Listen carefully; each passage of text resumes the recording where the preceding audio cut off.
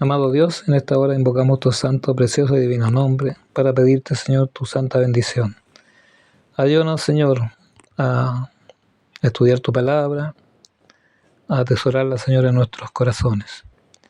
A través de este libro, Señor, El conflicto de los siglos, te rogamos que tú, Dios, nos ayudes a poderlo dar a entender, poderlo entender nosotros mismos también, con una muy buena comprensión, para que podamos ponerlo en práctica en nuestras vidas. También te rogamos, Señor, por el muro de oración, que tú seas con cada una de esas peticiones, Señor, con cada uno de los hermanos que también están pidiendo ahí. Te rogamos, Padre, por tu iglesia, por tus obras, a través de todo el mundo. Todo esto sin merecerlo, solo en santo nombre de nuestro Salvador y Señor Jesús. Amén. El apóstol Pablo declaró que la venida de Cristo no vendría sin que antes viniera la apostasía y se manifestara el hombre de pecado, el hijo de perdición, el cual se opone a todo lo que se llama Dios y es objeto de culto. Además declaró que el misterio de la iniquidad ya está en acción, en 2 de Tesalonicenses 2:3. Aún en esas primeras décadas el apóstol vio que ya se estaban introduciendo en la iglesia cristiana algunos errores, los cuales prepararían el camino para el papado.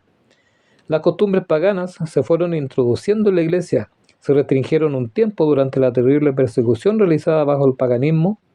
Cuando cesó la persecución, el cristianismo abandonó la sencillez de Cristo y la reemplazó por la pompa de los sacerdotes y los gobernantes paganos. La conversión nominal de Constantino, el emperador romano que hizo cesar la persecución a los cristianos, introdujo en la iglesia la mezcla entre el cristianismo y las ideas paganas. La obra de la corrupción progresaba rápidamente. Esta alianza dio como resultado la formación del hombre de pecado, predicho en la profecía, obra de Satanás en su esfuerzo por gobernar la tierra. Una de las principales doctrinas del romanismo enseña que el Papa se haya investido de suprema autoridad sobre los obispos y pastores de todo el mundo. Más que esto, el Papa ha sido denominado Señor Dios el Papa, la misma pretensión de Satanás en el desierto de la tentación. Pero los que reverencian a Dios le hacen frente a esta pretensión, como Cristo hizo frente a su astuto enemigo. Solo a tu Dios adorarás y a Él servirás. Lucas 4:8. Cristo presentaba el escudo de la verdad eterna diciendo, escrito está, por lo que Satanás necesita que se ignore las Escrituras. Durante mucho tiempo, la circulación de la Biblia fue prohibida por la Iglesia romana. Sacerdotes y prelados interpretaban sus enseñanzas para sostener sus pretensiones. Así el Papa llegó a ser reconocido como el vicario de Dios en la tierra. El papado también cambiaría los tiempos y la ley, profecía de Daniel 7:25. Para reemplazar el culto a los ídolos, se introdujo gradualmente el culto a las imágenes y las reliquias en el culto cristiano. Roma se atrevió a borrar de la ley de Dios el segundo mandamiento que prohíbe adorar imágenes y a dividir el 10º mandamiento en dos con el fin de conservar el número total. El domingo fue hecho un día festivo en honor a la resurrección de Cristo. Se realizaban servicios religiosos, se le consideraba también como un día de recreación, mientras que el sábado seguía siendo observado sagradamente. Satanás había inducido a los judíos antes del advenimiento de Cristo a sobrecargar el sábado con exigencias rigurosas y lo convirtió en una carga. Hizo que los cristianos lo despreciaran como una institución judía, día de tristeza y pesar para manifestar odio hacia el judaísmo, mientras que el domingo era observado como un día festivo de gozo. Constantino promulgó un decreto en el que convertía el domingo en una festividad pública para todo el Imperio Romano. El Día del Sol fue entonces reverenciado por súbditos paganos y honrado por los cristianos. Así la festividad pagana llegó a ser honrada como institución divina. El apóstata tuvo éxito en exaltarse a sí mismo sobre todo lo que lleva el nombre de Dios o es objeto de adoración. Se atrevió a cambiar el único precepto de la ley divina que señala al Dios vivo y verdadero, el Santo Sábado, cuarto mandamiento que revela a Dios como creador de todo.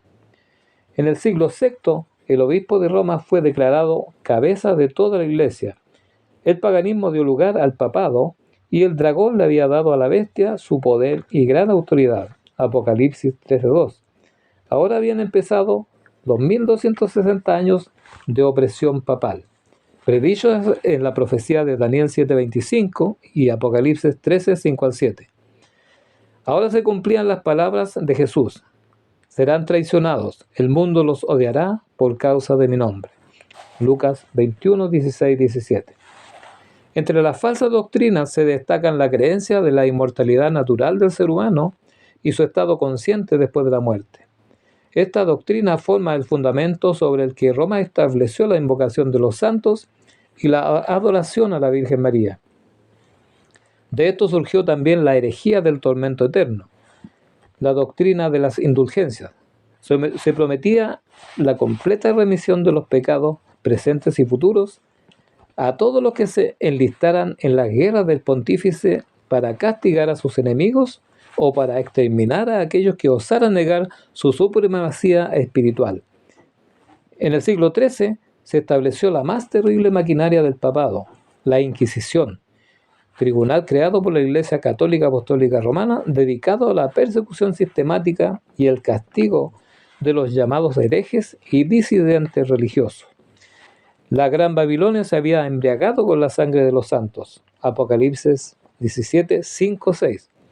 Los cuerpos mutilados de millones de mártires clamaban a Dios por venganza contra ese poder apóstata.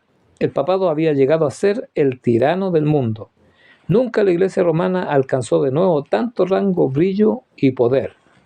Pero el mediodía del papado fue la medianoche del mundo. Las escrituras eran casi desconocidas. Los dirigentes papales odiaban la luz que revelaba sus pecados. Los palacios de los papas y los prelados eran escenarios de vil libertinaje. Algunos de los pontífices eran culpables de crímenes tan horrorosos que los gobernantes seculares intentaron destronarlos por ser monstruos demasiado viles para ser tolerados. Durante siglos, Europa se estancó en materia de saber, arte y civilización. Una parálisis moral e intelectual había dominado a la cristiandad. Estos fueron los resultados de haber desterrado la palabra de Dios.